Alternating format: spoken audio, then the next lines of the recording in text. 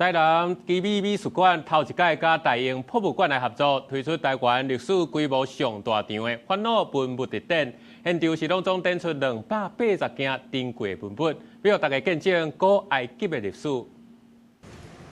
今年这尊赛提记是王权坐像，是大英博物馆保存上完整的烦恼雕像之一。王冠顶的姓纸向天守护，设伫咧衣腰的牛角尾代表王权甲力量。基美博物馆头届参大英博物馆合作，设台湾历史上上大场的烦恼文物特展，一捆头顶280件的宝藏，对珠宝陪葬品、石雕、原木到文书配件，拢看会到，涵盖56个烦恼时代，见证3000年的古埃及历史。以往可能比较聚焦在一些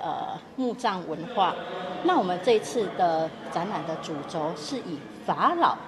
这个王权视角来诠释这一次的展出。展场规划7大单元，用灯光、布置文化甲音乐来打造古埃及的气氛。来参观的亲像甲烦恼的一生拢了解啊，对烦恼是安怎互人当作是神派来的人，伫神庙做大祭司，到王后、王子、公主的生活状况，去看到大规模的行政体系安怎统治国家，到上尾伊人死去要安怎互伊永生的单元，互观众会当知影古埃及人是安怎伫伊在生就开始为死去的世界做准备。Well, at the British Museum, we're really trying to focus more on people and getting people's voices from the ancient world to come forward. So when we developed this exhibition, we wanted to look at the strength of our collection, which really highlighted the pharaoh himself or herself,